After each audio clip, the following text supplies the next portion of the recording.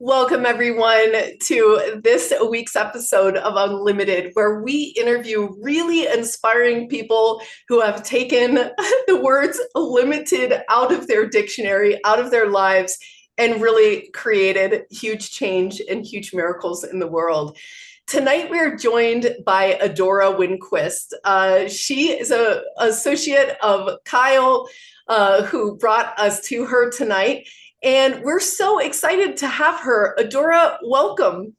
Thank you so much, Zenka. I am absolutely delighted to be with you all this evening. Yeah, I am just so inspired by the Soul Institute and what you're doing for so many reasons. And I was we just started this purpose lab this year where we really felt that getting people to live in their purpose was the fastest way for them to witness miracles and kind of almost see this like amazing attractor force in their life. And they say to us, like, I can't believe this happened. I can't believe I met someone, because they leaned into that, what you call a path of passion or their soul purpose. And I met one of my favorite scientists. She doesn't call herself a scientist, Lynn McTaggart. She calls herself an author, but she is actually doing incredible scientific work. But she told, when we interviewed her about how she found her purpose and what her purpose is, she said one of the advice that she had for people was to go big, dream big. And I really resonated with you on that, because your mission is to get 25 million people to live their soul purpose. So please tell us what that even means to you, how that came to you as your mission, and kind of tell us the beginning of that. Where did that start for you? Why did that come in for you? So many fun questions to answer. So I think I want to start with what it means to live in your sacred soul purpose and your passion. Because this is something that, as seekers, right, we are collective seekers of truth. And to embody your unique truth, you are ultimately on the path to, or as I like to call it, the quest to find your purpose. And so part of my vision for the Soul Institute is in the 25 million, which I think is a very tangible number, and perhaps even a bit shy on what's possible. But of course, we have to we have to put a stake in the sand somewhere. And I love your motto of go big or go home, because that's always been really, really close to my heart. But ultimately, first, we need to find what that purpose is. So purpose, the word alone can sometimes be confusing. So in the most simple fashion, I like to say that you want to find what lights you up each and every day. Like when you wake up in the morning and you get out of bed, you feel passion about this. And then you want to find all of the tools that are accessible for you, right? Because there's so many different tools and alchemical allies that we can call upon. But because each individual soul blueprint is unique, just like your fingertip, what works for you may not work for someone else.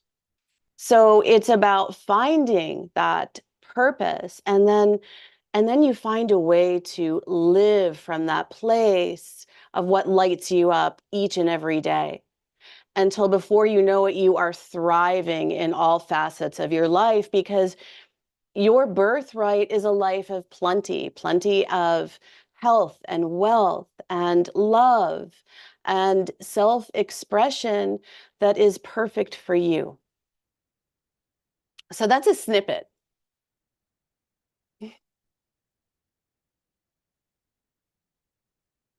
Does that make sense? Oh, I think you're muted. We have a little problem with the live stream, so I'm Ah, here. dealing with that. But Oh, I can keep chatting then and talk more while you're fixing well, that. well, so how would you define your purpose? And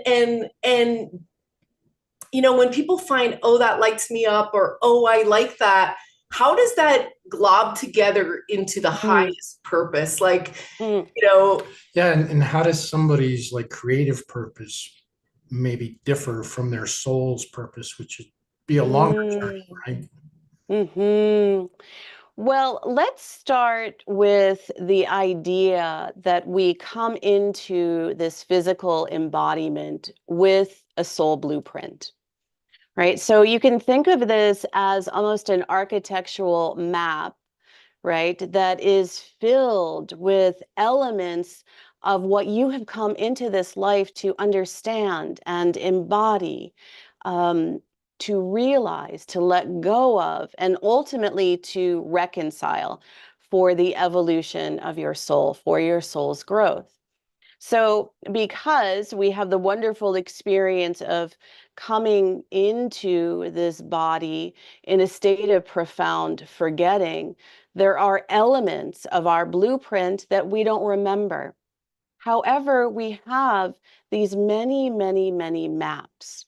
So, if you think back to your early childhood and you think about some of the things that you really, really loved doing, maybe it was spending time in nature. This for me was definitely a place of my comfort. It was my solace, because many of us come into this world, and as we're growing through our core developmental phases and stages of growth, we have challenges. So we start to look at our early childhood, what I call our treasure map. And the treasure map is the areas of your life when you were young that were challenging. So for me, my home environment was very challenging. So I loved being outdoors.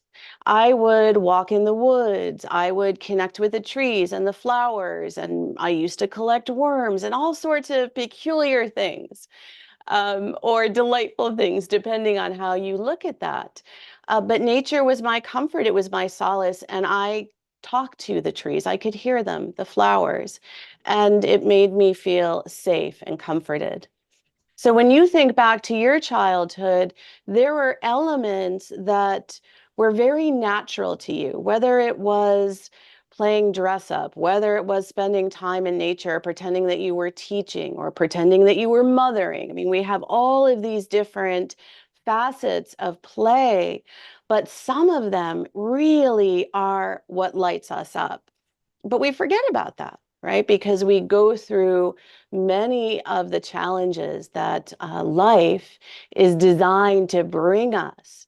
And the one analogy that I'd love to explore tonight, or to kind of center the mind on, is that you are a diamond. And so, as a diamond forms through heat, through great, great pressure, well, we all have adversity and challenges, right, that we've experienced in our lives. And certainly, when we look to our early childhood treasure map, we can see a lot of these points of where there was adversity, right, where there was that heat or pressure. But the beauty is that you have come into embodiment to remember that you are a multifaceted and multidimensional being, and that you are here to polish the edges that may be a little bit sharp, or polish the areas where you haven't really felt like you've been shining, right? Because the truth is, you are brilliant and your light is magnificent. Your light is unique to you, and there is a divine frequency, like a golden essence inside of you. So, as you think back to the course of your life, and we'll explore some of these ideas about these different maps that are like what I like to call cosmic breadcrumbs, that can bring you to your path of purpose, your high path of meaningful purpose. And when we really start to look at your soul blueprint and look at the places of your soul purpose, well, creativity is always an element of that, because creative expression is how we create reality here. And we do it in many, many ways through our emotions, which is such an important part of the journey of coming into your path of purpose and learning how to understand and harness those emotions. Does that make sense? Yeah, I love that. I love that because it can be a rough process, but we always say that the negative things that happen are actually the alarm bell. It's like your soul going knock, knock, knock, knock, knock. You didn't hear me the last time. I'm gonna knock a little harder until you get Yes. it. And then you get over it because you have, after that hard thing that you're like, wow, I have to deal with this because it's in my face now. Yes. You don't have to deal with it again as long as you can humbly figure out what your soul was trying to communicate with you. Well, That we is so, recently so, heard a yeah. story of where they were on the road to being a country music superstar. And through a series of events, they got completely derailed. They met somebody like you who channeled for them and said, look, your soul came here to be a healer, and you're going to keep getting help to diverge your path until you take that direction. And he did, and he became a famous healer. So, but it took breaking his car it down. took breaking his car down. Like Yeah. things like that, where they literally, his soul or whoever broke his car. And he was like, wow, I was supposed to go here to go to this next part of my singing career. And here I was redirected. So it's interesting. So where was the seed where you were like, I'm starting the Soul Institute. This is what I need to be doing. This is like, how did that all come into being? Wow. Well, that really brings us on a journey.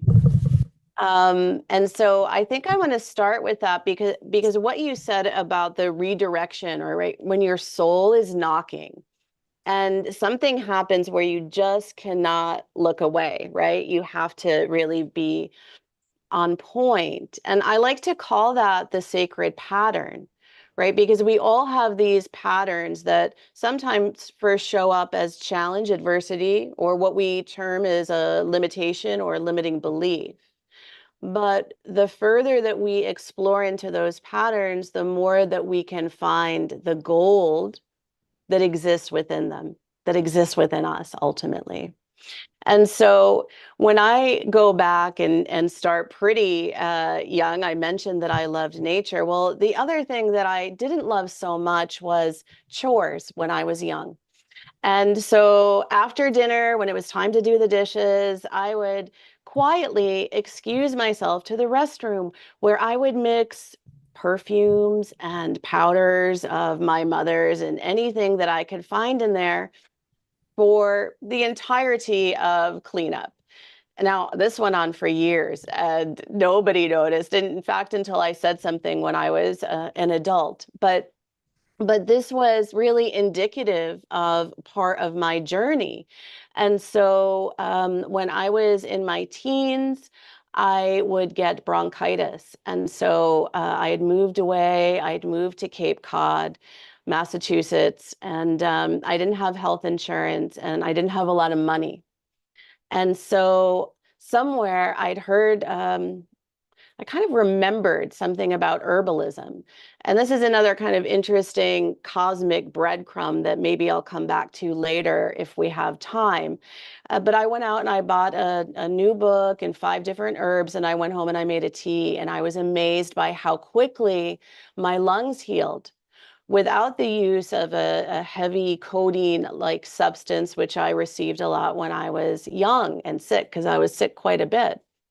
So from this point, I started making teas and tinctures for anyone that was not feeling well that said, yes, I'll try something that you've made.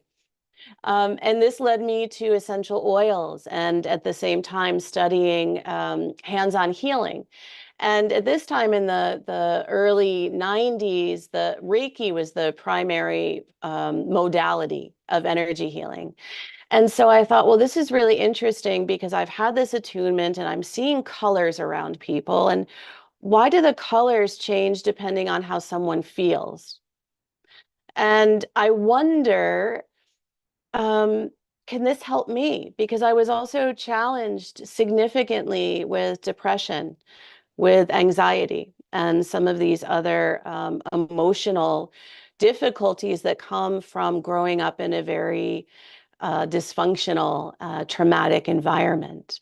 And I'm sure so many of the folks that are listening can identify with this, but this really brought me deeply into my path. And so the next curiosity I had was, well, I wonder what would happen if I take these essential oils, mix them together, and then infuse them with vibration, right, with Reiki energy, and then see how that affects not only the people that I'm working with, but really myself, because I'm silently suffering.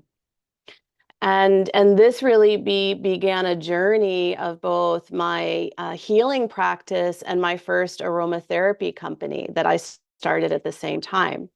And you might think, well, Adora, how does this have to do with the Soul Institute?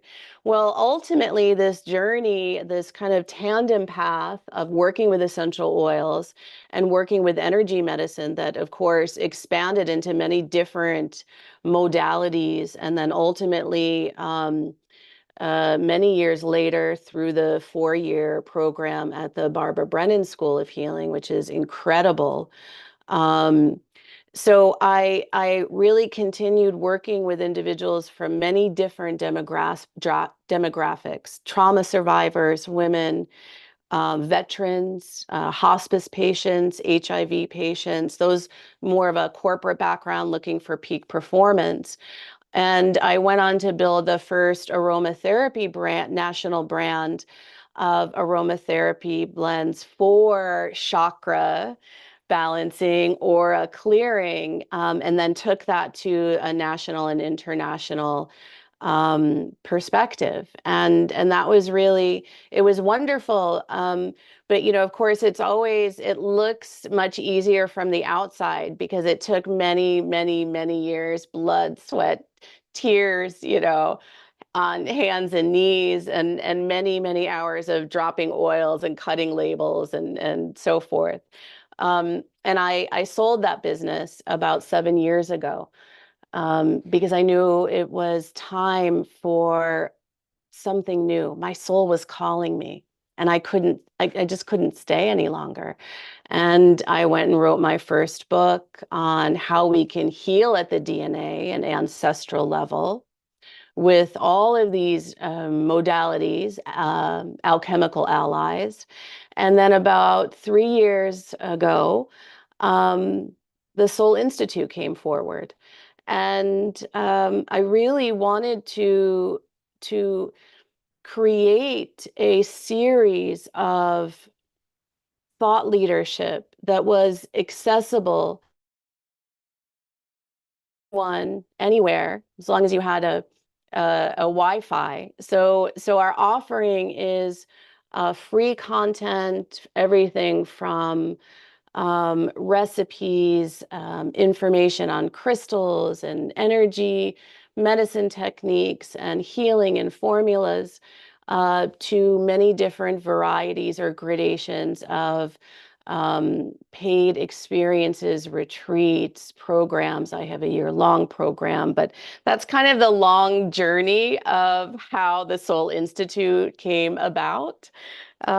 Because the life is about it's a journey, right? It's not the destination. So that was a long answer to your question. Yeah, that's really beautiful because I love how you were guided to, you know, heal in all these different ways, you know, Mm, Reiki, plants. I have a question about the aromatherapy before we move on to this yeah. next phase of your life that you made. So is I understand about essential oils, like you can put them in your bath, you can put them on your skin, you can put them, in even water, like flower essences and things like that. But when you spray it, is it more something that's pleasing to your soul, or is the plant Mm. frequency what's actually happening to you? This is such a beautiful and intuitive question, Zenka. Thank you. So the plants are similar to us in that they are both biochemical and alchemical. So imagine one essential oil. Let's take rose because it's a beautiful example. Rose essential oil can have over 300 chemical constituents. And those chemical constituents make up the beneficial effect in our physiology, right? Where it's a nervine, it's relaxing for the nervous system. It helps to regenerate cells, both within the skin, our largest organ, and also the liver, which is really a profound medicine. So many, many different physiological benefits, but also it represents the quintessence of the plant, right? The vibrational patterning, the cosmic connection, as well as the sacred codes of frequency that is held within the aromatic that helps to activate specific codes of light, of memory, remembrance, of wisdom and divine knowledge that are held within us from our soul to our cells, right? And our cells meaning not just the physical representation of the cells, but also our own sacred geometry, which is our DNA, right? Those links to our bloodlines.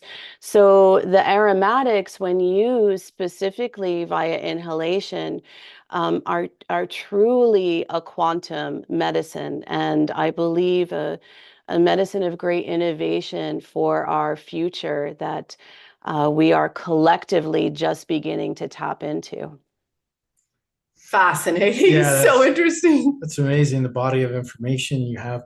I'm curious, how did that lead you into what you're doing now? Like, what did you take from that? Because I was Mm, already getting kind of the mm, feeling about how the soul was coming out there. It was representing itself, and you were seeing a mm. much longer journey. So, can you describe like kind of how that led you to where you are now? Yes, I would have to say that the aromatics for me were a master key in my own awakening. And, when I was a teenager, maybe about 16, 17 years old, we had a camp up in the Adirondacks in upstate New York, in a very like small town with an old-timey five and dime, with a soda fountain. It's not, the soda fountain isn't there anymore, but it was when I was young, and it was so lovely. And there was a small bookstore there that was in someone's garage. And my mom and I would go on the weekends, and we loved to read and, picking up I don't know, whatever I was reading then, Stephen King maybe or something. And the gentleman, the proprietor, started to have like a set of books for me. And so when I would come and he'd say, "Oh, I have these books for you. I put them aside, and I think that you should have them." And I thought, well, I love books. These look really interesting. Madame Blavatsky, esoteric philosophy. Okay, I'm intrigued. And then there would be ones on shamanism, and there would be ones on plant medicine, right? Essential oils or herbs. And so each time I went, there would be these more and more interesting books. And so he said, you don't remember this about yourself right now, but you're going to need these when you're older. And I thought, well, okay, this seems a little strange, but these books look awesome. Okay. And there were also a number of them, like late 1800, early 1900 medical texts, which I thought were brilliant with things like phrenology and homeopathy, and of course the plants. So I received these and I kind of would look through them, but I away. And then when I was 18 and I was in California, Northern California, living there, I had my first experience with a local shaman, a medicine man for the fall equinox that involved the plants. And so there was like a door of memory that was reawakened. And then when I found the essential oils, and I realized that when I smell something that is so beautiful, that in literally in that moment, my mood changes, my emotions change, something opens up, and for me then the awakening began to happen very quickly, and I was drawn to the stars and seeing the energy between the trees on a ridgetop and how they share energy with ease and not expectation, and the oils, and still to this day, over like 30 years, they are my medicine consistently, because it is a way that we can modulate our emotion, our emotional response, our nervous system, and our consciousness like that. So in our research, we have come upon this statistic that says that only 10% even know their soul's purpose, and only 5 Mm, have kind of the guts to pull it off, to go for it. So yeah. was wondering, why do you think that those are the results that we have as a society? What's gone, Mm, and why do people find it hard to find their purpose? What's going on with the society? And then at an individual level, what's going on with people? Why is this so elusive? mm, mm.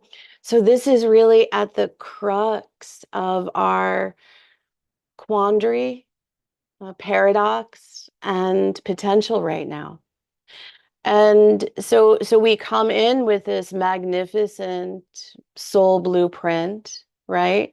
Which of course is unique for everyone, because what one person's soul purpose may be is going to be very different, just like our fingerprints, right, than another. But then we come into this very dense energy of planet Earth, where the fear matrix here, the template of the fear matrix here is very set. And then we come in through our ancestral lineage, right? Now, so to remember that each and every cell in your body, trillions of cells, right, is imprinted with intelligence, with energy, with information, and your cells communicate with each other through biophotons, which is essentially light, right? So the term "you're a light being" is actually true from a quantum physics perspective. So in each cell, though, it's not just every experience that you've had since the moment of your conception, right? Physically, mentally, emotionally, and spiritually, but also through your parentage, your bloodlines. So those unresolved emotions and patterns and belief systems that are held through your mother bloodline and father bloodline are also living and breathing inside of you in this very moment, right? As a gift, as an opportunity, because that is part of our evolutionary map and our evolutionary potential. And from that perspective, right, the collective, there are elements of the collective consciousness that you've also have a very clear connection to, a piece, right, that you've said, yeah, I'm going to bring this in and I'm going to transform it within myself for the greater good of all. So when you come in, you have two primary tasks, right? You have your personal life task that's connected to your ancestral lineage and your soul purpose. And then you have your collective or global planetary life task. So just to have a concept of this, right, from a higher level, and then we descend into the earth. Here we are. It's heavy here. There's a lot of fear.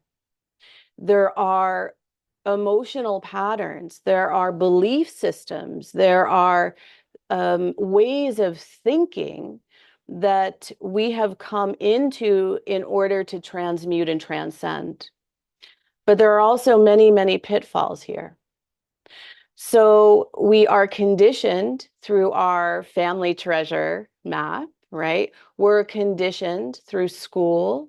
We are conditioned in society on so many different levels. And one of the challenges that we're opportunities, I'll say, right? So every challenge is an opportunity. But one of the areas that we're facing right now is that the Earth was projected to be at a higher rate of consciousness than it is. Right. So, and because of that, our children are coming in and they're far more awake, aware, right? But the systems on every level aren't supporting. So what happens? We sink into the pitfalls of things like victim consciousness, right? Of feeling that we are alone, that we don't belong, that we're isolated, that we're unworthy, that we're less than, that we are not one with Creator. And yet, there is a knowing of this greater love, right? This perfect union, this oneness, this desire to commune in the deepest way with ourselves, each other, and the earth. So here we have a great paradox. We have it personally, we have it through the family lines, we have it in society, and we have it from a planetary global perspective. And yet, the holy power that is encoded upon our souls knows not of limitation and is designed to triumph. The human spirit is designed to triumph. So that is the flip side of our opportunity. Exactly. And that's the work of both of our organizations to, somehow get it in our heads that this is way more unlimited than we ever have dreamed. And this is this chance opportunity we have to just let go of what holds us back because of those lineages, because of, like you said, the things that we were told, and question those things that we were told about ourselves. Question what is our choice. Adam and I had the strangest experience. One of our donors was like, oh, he had gifted me a hand printing, like a hand analysis. Oh, cool. And I had never gotten around to doing it. I was so busy. And then we were like, wow. And she said, wow, I can tell you your soul's purpose through your handprint. And I was like, fascinating. And so we went. And her name is Cynthia Clark. I think it's Ascension 17 is her site. It was fascinating. It was fascinating. And she said, so one of the things that was interesting that she said there's 4 types of people. There's like 10% of the population that are teachers that are here to support like the rest of them. She said there's another small percentage of peacekeepers that are just like, that's their deal. And there's another level of like a little bit higher wisdom keepers, but that's like only 12%, 20%, something like that. And the rest are here to learn about love and what that is, right? Yeah. And then she said, she's like, your biggest mountain, I forget what she called, like your objective is to become worthy of love. And it was the same for both of us. So it was like really interesting. And we were like, wow. And then she also told us, like, my purpose was to be a creative individualist. Like, she's like, you're supposed to be an artist or something. I was like, oh, I was an artist. Now I'm a software designer. She's like, oh, that's interesting. So she said, she's like, now an interesting thing, and she'd read 7,000 people's handprints. So, and she also mentioned that we were Hathor, which was really cool. Mm. She was like, your fingerprints come before, like they're in the womb, like they're coming out there. And, this experience that we're in leaves you all these clues. Yes. And we have found that if you actually ask for a sign, like if you sincerely want to know your purpose, because one of the guys we interviewed, he's like, well, I don't know why there's only 10% who have found their purpose, but I have to ask you back that, like, how many of those 90% do you think even care or ask what their purpose even was, like even inquire about it.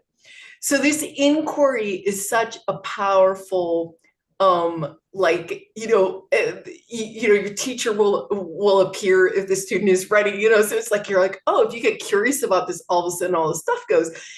And I am super curious about the Akashic records and the work you do, because, I have this like thing, this worthy of love thing. I can see already that it's back in my lineage. I can see that that's like, oh yeah, this is repeating. This is like happening, right? But the Akashic records, that's your other lives, right? Tell us about that process and what happens to someone's purpose when they start to see their Akashic records. It's so powerful. It's so beautiful because everything is a pattern. And so from the simplest perspective, right? I'll take it macro for a second and then bring it back to the Akashic. From the simplest perspective, for anyone that's listening right now, that's like, oh, what is my purpose? Like, in this moment, a cosmic breadcrumb is to look at the areas where you've had the greatest challenge, the greatest repetitive patterns of challenge and adversity, to know that your sacred purpose, your soul purpose, is also held as the gift that is within that. So it is through the deepest pain that we've experienced in this life that we find our greatest both liberation and fulfillment.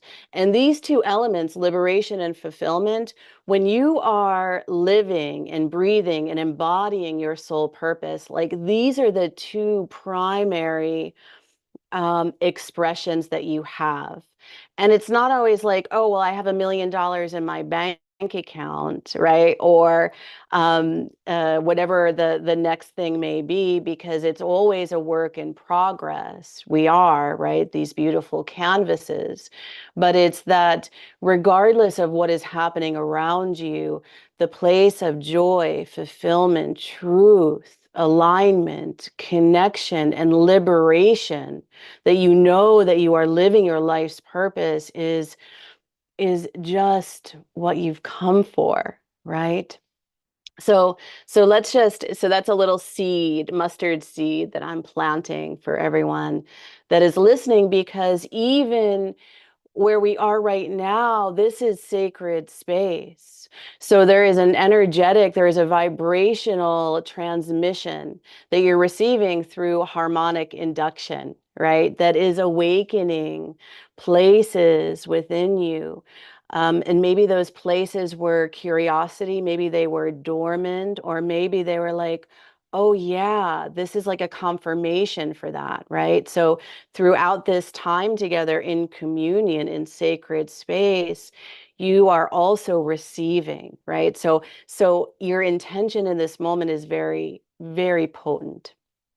So let's come now to the Akashic records, because I think there's a great deal of curiosity, but also misunderstanding from this perspective. And I'll share a brief story on this.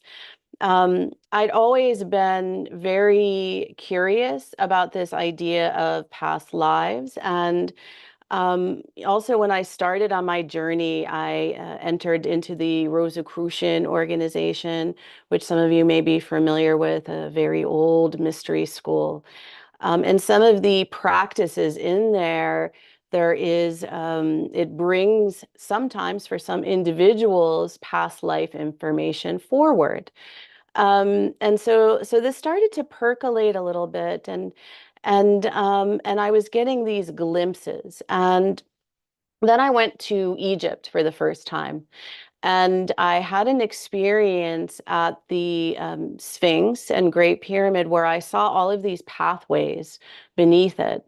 And it was almost like there were pathways within me that were opening at this time. And if you've been there or if you've experienced it, and of course if you had the Hathor connection and you've been there, right, I share that as well, that I'm certain there were many activations in memory that were recalled at that point.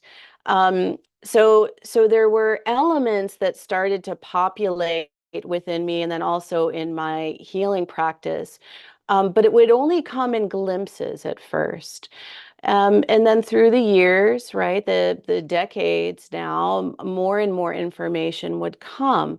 But it wasn't until a few years ago where the Akashic records really clicked in, because I never called it Akashic record work before that. It was just really past life exploration and looking at things, but more from a distance perspective sometimes. And a few years ago, I was given a book, Your Soul's Journey Through Time, by a woman named Roberta Herzog, who was a primary Akashic record reader for about 30 some years. And she passed away about 12 years ago. Her book is extraordinary. And so I was reading it and I got on the phone with him and I was like, this is incredible. I feel like so much memory being activated. And I was reading it and I had this sphere, golden sphere that I saw in my room.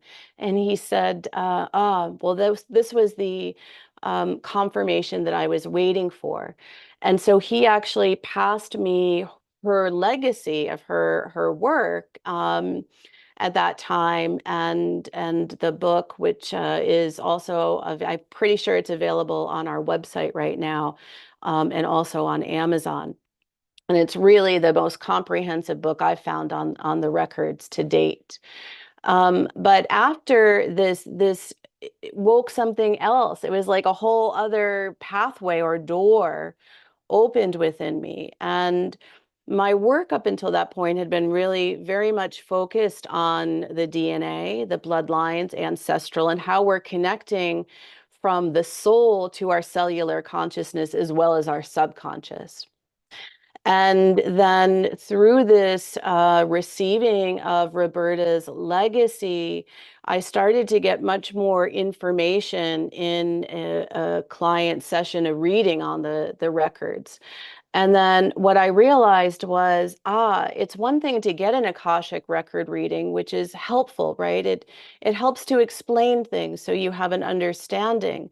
But what's really possible is with the DNA work and cellular consciousness that there is an unwinding of energy and different configurations that can happen when the individual receives the information, connects the dots, and we do it in a very interactive way.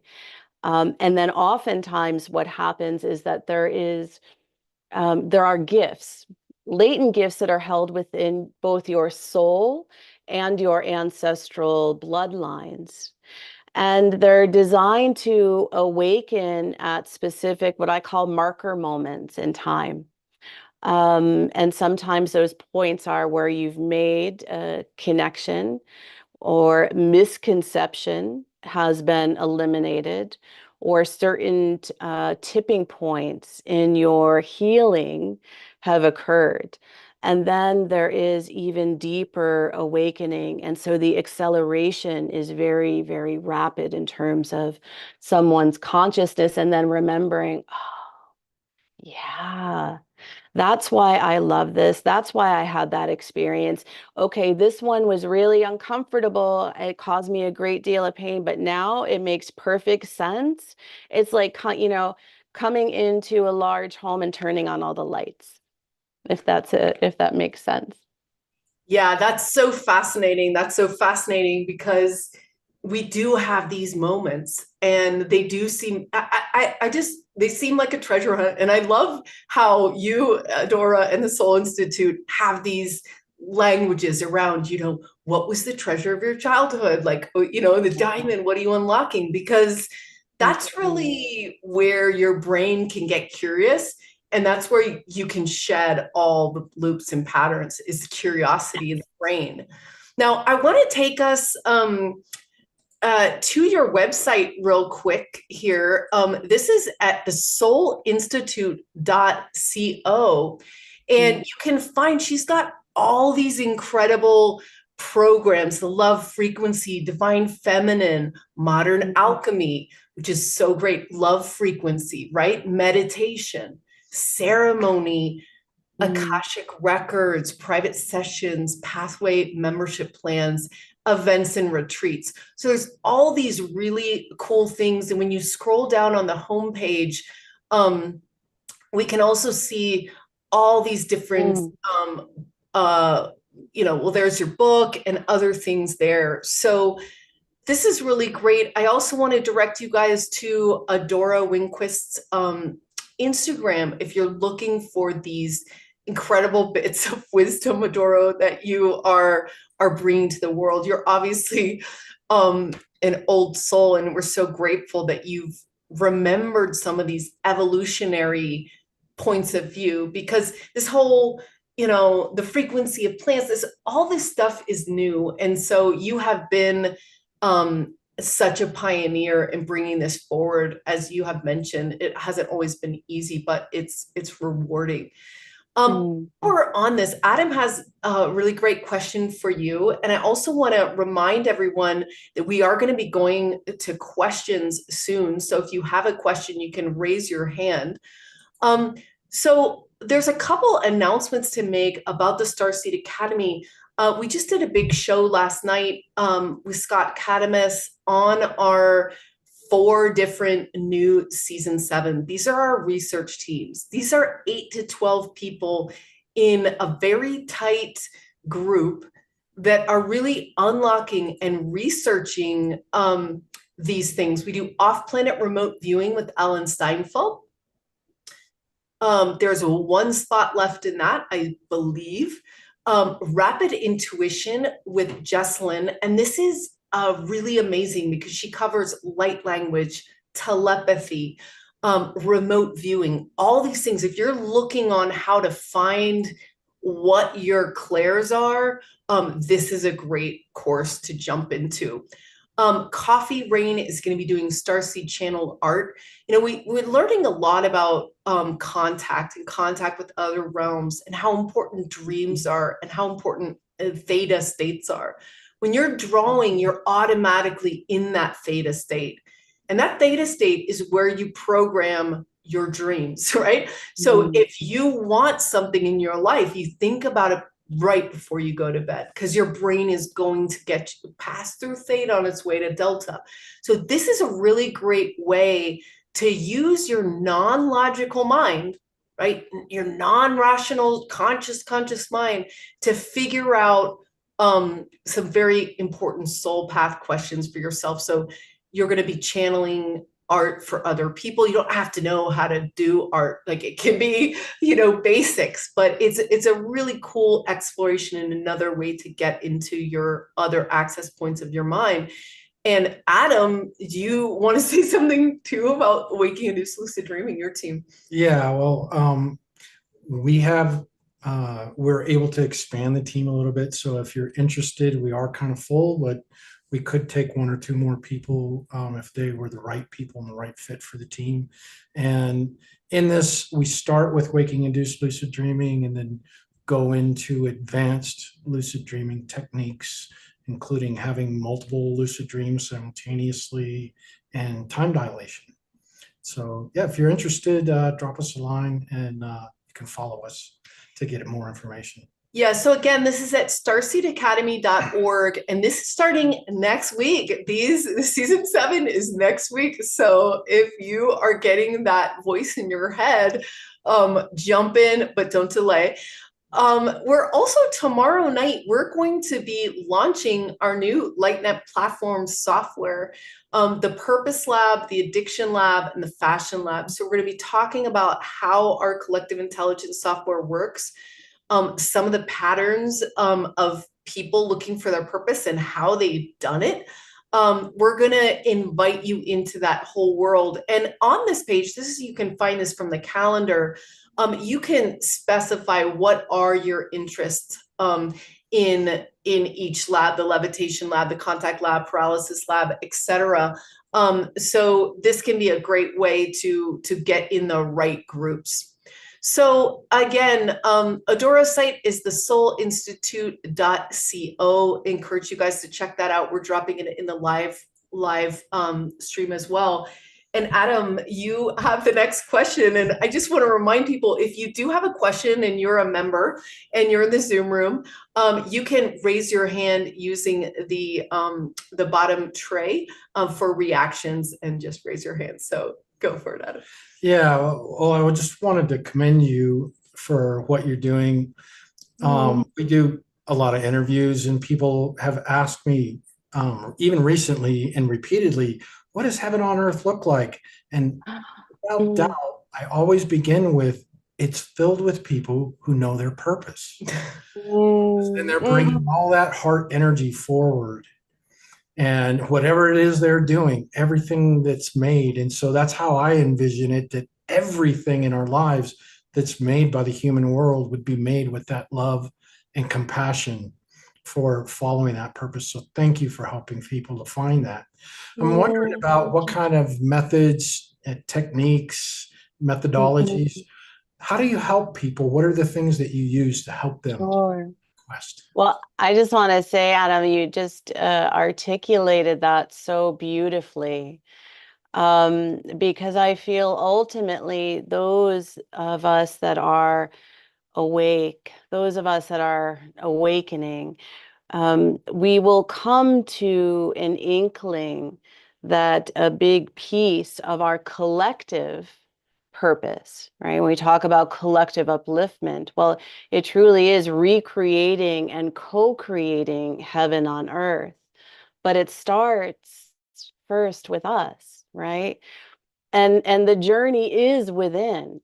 So to answer your question, I think that's where I'll start. My new body of work and what I teach at the Soul Institute and through our programs. And I have some upcoming retreats at Kripalu in Massachusetts and Omega Institute in New York. Those are both in August. And then a trip to southern France for the fall equinox, which will be really beautiful. But this idea of modern alchemy, and this is really such a beautiful kind of amalgamation of wisdom from the natural world, right? Because Earth is medicine. The Earth is medicine. Nature is medicine for us. And so I came to this actually a couple of years ago. I started to say, okay, what's next for me? And I had kind of preliminary put some ideas down for the Soul Institute, but then I had a very challenging personal experience, right? My diamond was on fire. And really the crux of that has to do with my name, Adora. And so, and this was related, Adora is part of my previous business name. And so as I was in the alchemical inferno, right, with my diamond, I had to do a deep dive on, well, what does it mean to me? My birth name is Dorothy. And Adora came to me through an interesting series of synchronistic events my first year at the Brennan School. And so as I was in this place of being really activated, but also curious, I went into the meeting. Well, what does the name Adora mean? Well, it means to honor. It means to adore. It means beloved. And it really hit me at that point that Adora for me, because the name came this first year, when I was in the Brennan School 20 some years ago, it came at a time where I really desired a teacher, a healer in a deeper way. And so as I was exploring this more, you saw the love frequency that is on the website. Well, the love frequency is really about this journey inward, into our sacred human hearts to make what the Sioux said was the longest journey that we'll ever make in life is from the mind to the heart. And the love frequency is a way that we can come back into our hearts to remember what it means to honor and adore ourselves as the beloved, right? Because the temple of the beloved is within your heart, right? That aspect of divinity, that emanation of creator of divinity that you are. So this idea of the love frequency is how I began the idea of modern alchemy, which essentially has 5 pillars. And the most important pillar is the love frequency, because without love, our life doesn't have meaning. And it is the love that we find for ourselves within ourselves that can transform and create and heal everything. And it is within the center of the heart that we access the 0 point field of limitless creation, right? Well, how do we get there? We get there through this moment, right? Through the alchemy of this present moment when the doorway opens and the threshold of the beloved is before us. Well, that space that we enter, we can transform the past and transmute the places of limitation or pain to unlock that golden essence that is within us, and then sculpt and shape a new future, right? That is more deeply aligned to our soul, our heart, our true longing, and our purpose, right? Just through this moment. So that was essentially how I brought the idea of modern alchemy with these 5 pillars. So one pillar is love, one is essential oils, one is crystal healing, one is meditation, and one is practical alchemy like Akashic records or sound healing, solfeggio, or formulation, making your own medicine, because we require versatility, right? In each moment, in each season of your life, your sacred medicine is not what it was yesterday, because what was no longer is. Right. So in this process, the 5 pillars of modern alchemy, then I intertwine them into specific principles, process, and practice that is designed to transform and transmute the patterns that you have, right? To unlock that divine frequency within you. So one of the modalities is called ANR, aromatic neuro repatterning, right? And we touched on essential oils for a moment. Um, the profound way that we can use them, like and here's one, for example, this is from the chakra collection. It's called Mystic Vision, with very rare ancient oils like Davana and spikenard and bakul. So to roll it on and breathe it in with an intention in the moment allows you to shift your energy, shift your emotion, open your chakras, your energy field. But even more than that, it allows you to create a new memory cell because of the very powerful connection to your sense of smell in the brain, but specifically the limbic center and the amygdala that regulates so much of our mood, memory, and emotion. And for us to change, right, sustainably, I don't mean like feel good for a minute, but for sustainable change, we require both biochemical and alchemical allies. We require consistency in our sacred practices, and something that will drive the needle of transformation in a way that can help to support our neurochemistry, right? Reshaping the neural pathways, modulating the subconscious, right? Like your sacred garden, you got to weed out those belief systems, thoughts, and feeling patterns that don't serve you. So we use the aromatics through much of the practices because they are the most accelerated and sustainable way for you to transform and become that change that you long to be every day. So it's not just a moment like, hey, I went and I had a healing session or a meditation, or I went on a retreat and I felt great and it was awesome.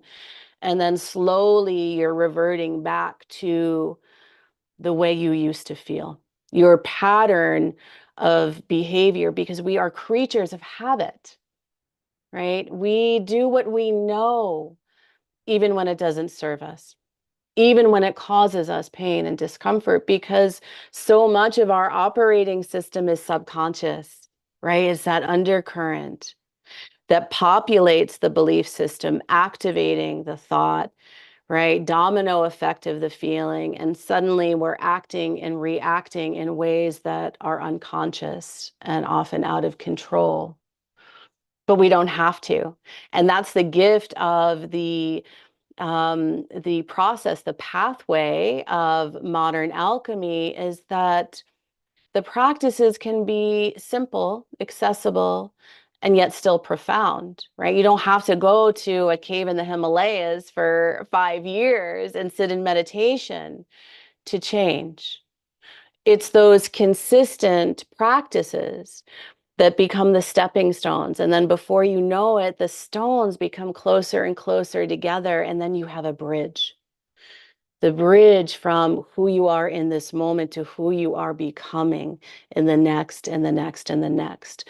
So there are breath work practices, there is meditation, the aromatics for sure, the Akashic record work, the making your own medicine, because what is more fulfilling than knowing that you need something and then being able to create it, right? To create your own spirit medicine. So that's one of the things that I love to teach, because when you know how to make your own medicine and then how to download frequency into it, then there isn't anything that you're going to get from somewhere or someone else that's going to be better than that for you.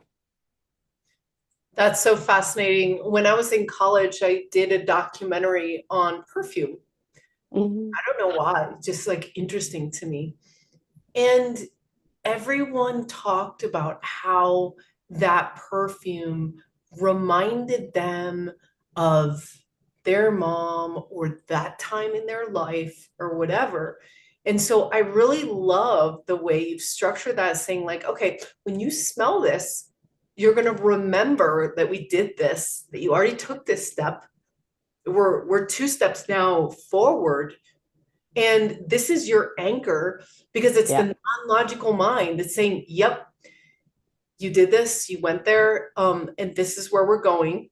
And this is it's interesting because it really does anchor your brain to that transformation. And that's really an issue right Yes. now with all this transformation we're doing. You go do a weekend and then you go back and no one in your life is, can even understand what you did.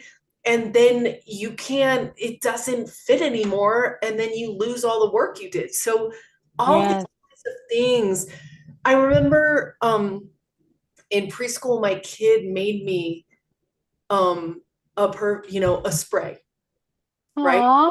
Of essential oils. Yeah. So it was like making your own medicine. Yeah, that makes perfect sense, because at a Mm. fundamental level, just like you do, you're like, oh, my body was craving this. Like, you do know at a fundamental level. Yes, it's so true. And so let's just take that one step further. So imagine you are going to begin your sacred practice, and maybe it's your meditation, maybe it's your prayer, maybe it's a forest walk or a walk at the beach, or something similar. So you have your oil, right? Because it's small, it's portable. You can pop it into your pocket, and you take it out, and you breathe it in for about 30 seconds while you're harnessing your intention. And this is key, right? Because this is about training ourselves to harness the power that exists within our soul, right? Holy power is encoded upon your soul. So you're breathing in, and now your intention is getting anchored in your brain, your body, your energy field, your mind, right? Conscious, subconscious, and connecting into superconscious. And even more, because the oils have a rare gift of being able to pass through the blood-brain barrier. And this is one of the reasons that it's paramount to use a pure essential oil. And that is pretty rare because there's so much adulteration in the market in this regard.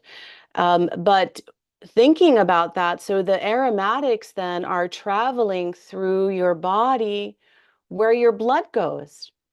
Right? So this is a holistic medicine. They are able to pass through the cell wall to offer the full gamut of their phytonutrients, right, to your cells, but also through your bloodlines. It's really such a profound medicine. So let's stay with this idea that we're going to go into a meditation, and maybe, I don't know if there's time, but I can walk us through an experience, which would be really fun. But we would breathe it in, and then at the end of our meditation or prayer or sacred practice, then we would inhale it again. Now, what you've done is create a new memory cell, and then you've closed it. Because the limbic system is that lock and key, when you smell that same aroma again, it unlocks the memory and the energy, the consciousness, the frequency of that sacred time. So as you are using this, then you are reshaping those neural pathways for a higher, more deeply aligned expectation, energy,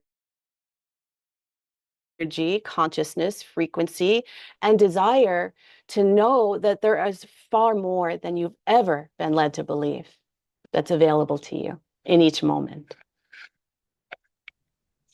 Yeah, so interesting. Tim, if you could unmute, I'm going to bring you down to ask your question. Okay. This is great info, Adora. Really, you're so knowledgeable. Thank And you. I would like to pursue it. Where do I start as far as learning more about obtaining the pure oils? And, this is kind of like step one with you. But like if I want to pursue it more, and Yes. where do I find, that the quality information, and how do I have to just practice with different oils to see which ones trigger, which ones are triggers for the benefit? This is such a beautiful question, Tim. Thank you for presencing this. So on my website, on the soulinstitute.co, you'll find wonderful information on our blog, and maybe even I could see if I can put that in, if I could drop that in, one on sourcing in particular. There's also a number of different podcasts where I've talked about the essential oils and how you can source them. And then also in my book, Detox, Nourish, Activate, Plant and Vibrational Medicine for Energy, Mood, and Love, there's a pretty big segment there as well. Now, for probably the fastest way, I'm just going to see between podcast, and I can probably pick something off of one of my different past press pieces. So I'm going to drop this in the chat. It's probably the fastest thing. So you need to experiment a lot with different oils to see which ones you're compatible with. Because I know when I go into a department store and I go buy the perfumes, I have a real reaction to some that isn't favorable. Yes. I mean, I can get real agitated, but I understand the benefits that I didn't quite realize were so deep and powerful. So thank you. Oh, such my pleasure and great joy. So I would say this, the perfumes, of course, they elicit different feelings and emotions, but unfortunately, there's so many chemicals. And even in the essential oil market, there's a tremendous amount of adulteration. So think of it this way. There's only so much plant material, aromatic plant material that's grown each year and distilled. A good majority of that is for the flavor and fragrance industry. And up until a few years ago, the aromatherapy industry was not quite as in demand until people found out, like, oh my goodness, the antibacterial, antimicrobial, antifungal properties of these oils, that this oil can be an immunostimulant. Well, this is incredible. So more and more people wanted it. So there is a lot of adulteration. And if you don't know your supplier, more than likely what you're spending your money on is adulterated. So purity is paramount. Now, to answer your question about, do you have to try many oils? And one thing that I'll say is that there is experiencing the oil yourself is something that you can learn from in a way that you'll never find it in a book, even mine. Yeah. And that you will, through building your own intimate relationship with the plant and the aromatics, that you are going to wisdom and intelligence. And in that process, let's see here. I don't know what happened with that, but there we go. In that process, you're building a lexicon for not only effectiveness or what resonates for you in the moment, because it will change, but also purity. And one of the things that has been really important to me is because I've spent so many years and resources on what I thought was a pure essential oil, especially in the beginning, is that you don't have to spend the time in, the resources to be able to determine that. And that's why I've talked so much about it and written so much about it. And I will go ahead and maybe, Zenka, if I can't find that blog in this moment, because we have so many on the website, I can send it to you and you can post it for the group. And I think that would be really helpful. And then also, of course, we have many different essential oils available on our website. And Zenka, I should have thought of this, but I didn't, but I'll make a LightNet code for 20% off anyone that wants to experience some of the aromatics or some of our any of our services there. So I'll make that and then I'll send that to you as well. I'll do that after we hang up tonight. Yes. I'm sorry, did you say? Sort of showing this. So when you're on the soulinstitute.co, there's all the different, now there's a whole drop down here too. And I'm just scrolling down on this first page to give you an idea. And this is also part of a pop-up where you can learn more about that, but this is really cool. Thank you. Thank you. We also have some new frequency elixirs, like the Victory elixir that I did for the summer solstice. And that has light codes of victory, frequency from the Angels of Victory, Mighty Victory, and Temple of the Sun. So that is a really high vibe, awesome new product there too. That one is for internal.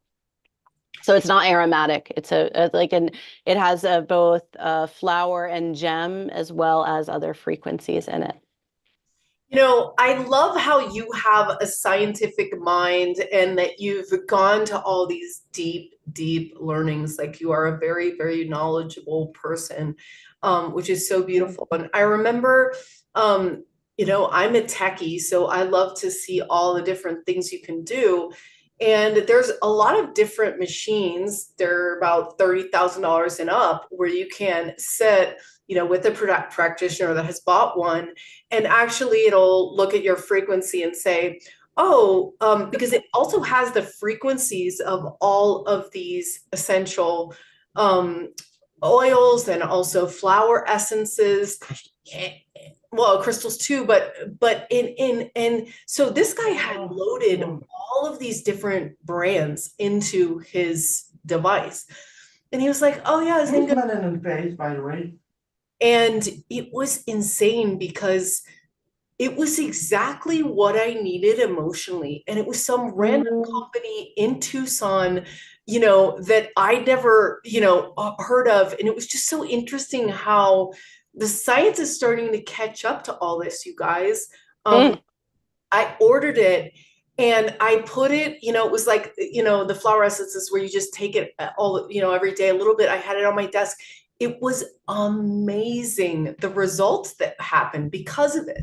So I love that you're mixing all these different worlds, the transformation, the alchemy, the letting go, because we hold on to so much stuff, guys, it weighs us down.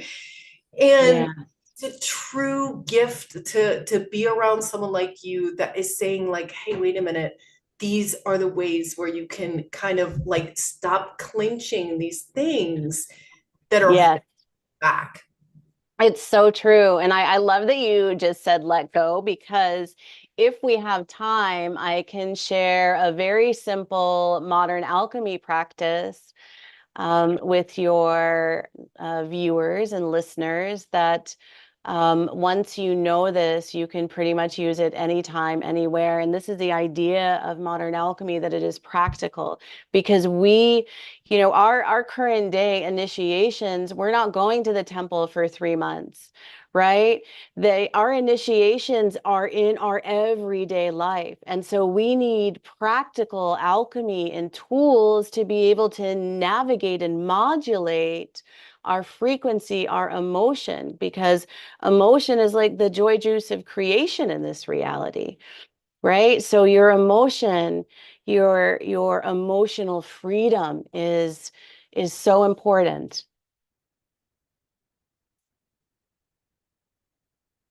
I think Tim, did you have your hand up again? Adam has a question. We're closing out on the final moments. Tim, I think, did you have another question, Tim?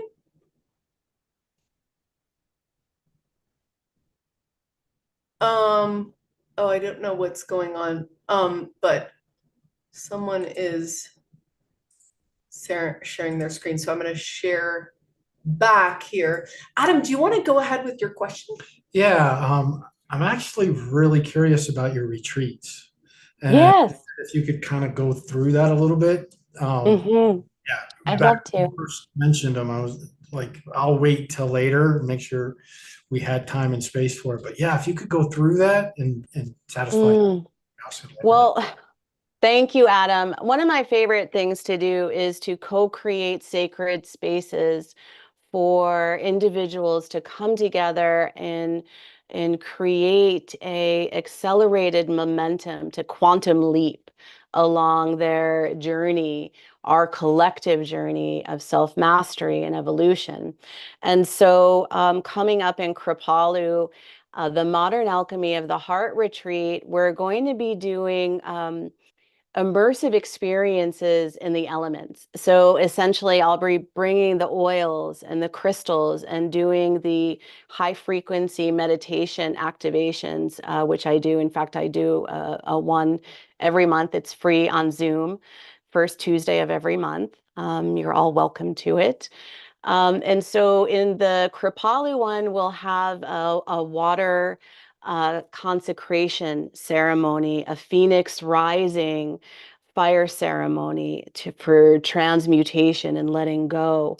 We'll be doing I'll do a group Akashic record healing meditation, which is always a favorite at retreats. I do one of these in France too, in the sacred Druid forest before we go up to the grotto, where Mary Magdalene stayed in the cave for Sorry years. for disturbing you. I like that background behind you, and the background is. Thank you. The painting, I can maybe show it in a few minutes, the rest of the painting. So that is the Kripalu meditation, and it's really all about unlocking that wisdom and sacred purpose that is within you through these beautiful alchemical experiences. And of course, everyone's going to make their own medicine. And then at the Omega Institute, it is the love frequency retreat to access sacred self-leadership.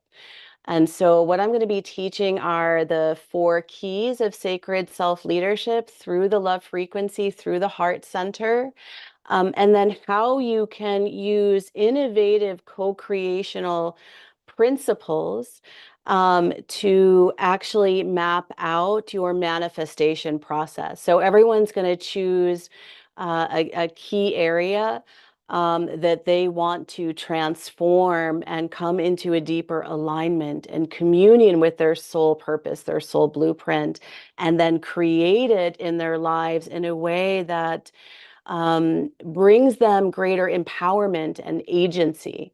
And that's really the piece about sacred self-leadership. So that's going to be really beautiful too.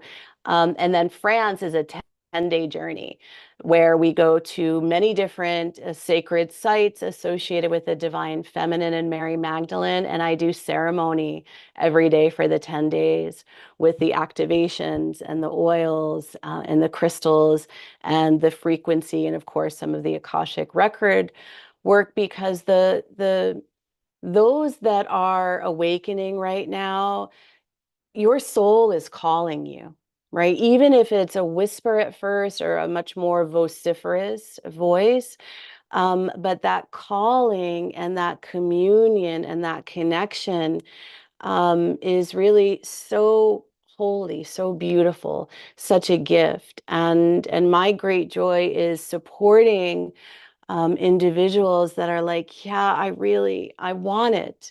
I want to feel it. I want to live from it each and every day. And so all the different ways that we work with the alchemy to support you to remember who you are and why you're here, and that each moment and each step and each breath that you've taken since your first has led you perfectly here and now.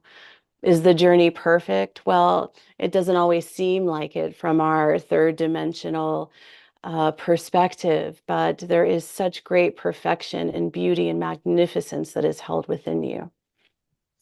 And that takes us back to your name as a remembrance that each and every one of you guys that's listening is adored. Yes, yes.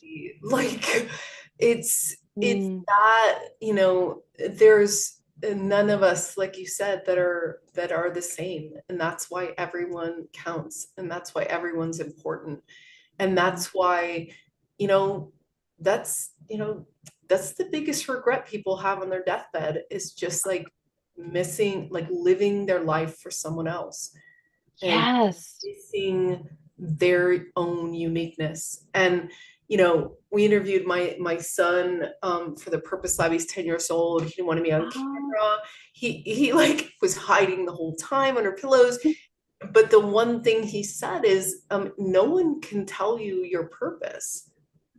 Yes, so true. And that's the same thing with this awakening journey. Like, at the end of the day, you have to do it alone, but you can do it together. You can do it you can do it with this book, this fascinating book, like about, you can do it with the aromatherapy, you can do it with your friends. And that makes it less scary, more fun, more exciting.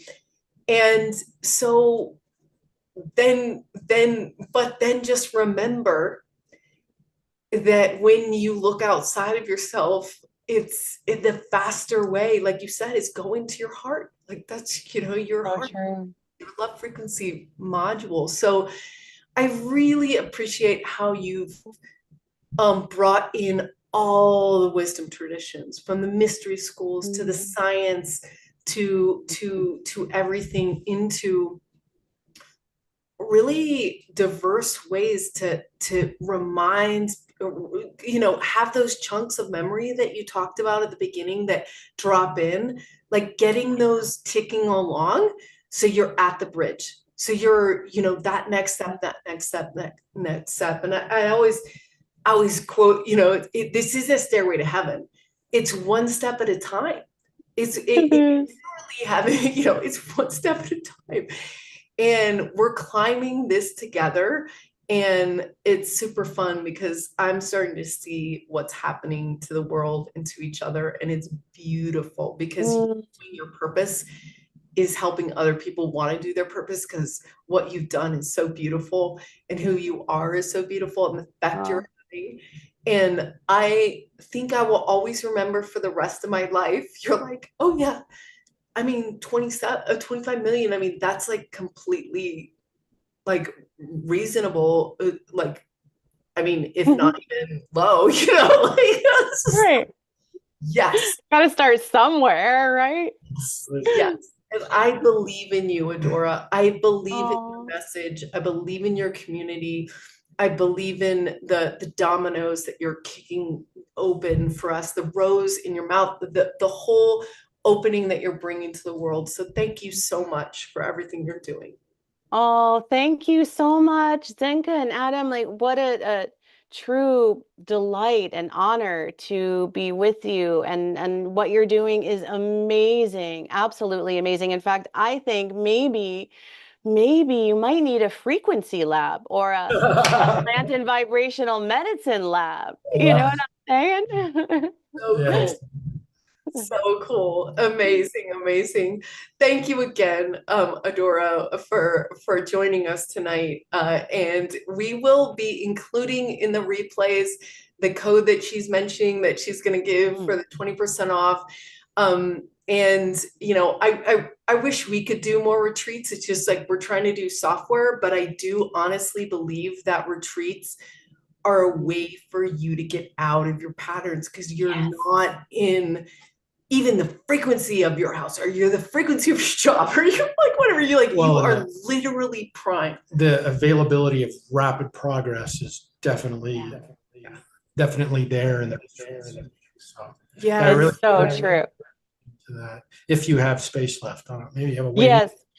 Yes, we do. I think France might only have a few spaces left, and but I know that Omega and Kripalu do, because they're really beautiful, spacious venues. And I think maybe, Zenka, we need to like bring a retreat, co-created there where you all are, so it's convenient. You can be like, oh, I just have to go a few minutes and here it all is for me. Because that's what I really wanted, right? I just called it in and here it is. Unlimited. I was like, I'm laughing so hard because I was like, we don't do retreats. And I'm like, wait a minute, we're doing a retreat in Japan in September. Because I'm like, wait a minute, this is something my soul must have been reminding me to share this, because I had forgotten to share this when we did the dives into our thing, and I had already loaded it. So we are going to Japan. We had one of our professors in Starseed Academy in LightNet, amazing, Erica Rowe, and she was like, let's go to Japan. And Altera lives in Japan, and this is what we're doing. Ruben Langdon, Vivian Chavot, all of these people are coming together to be in Japan. You can kind of see the different things. There's an agenda here, the speakers. This is in September. So it's a great chance. Like, I was planning my trip to Japan. I was like, oh my gosh, like this is like definitely bucket list material. Like, I was like, I want to see the technology. I want to go to the temples. So if anyone out there is wanting to come along with us in September, go to Starseed Academy and you'll see the link. That's amazing. I know. I would want to come if I wasn't going to be in France. I know, like, okay, we gotta put France on there too. So Right. we look forward to seeing everyone tomorrow night for our launch of our software. Again, you can go to Starseed Academy calendar and check out how to get on to the Zoom to check it out. So thank you so much, Adora. Have an amazing night. Thank you. Blessings and love.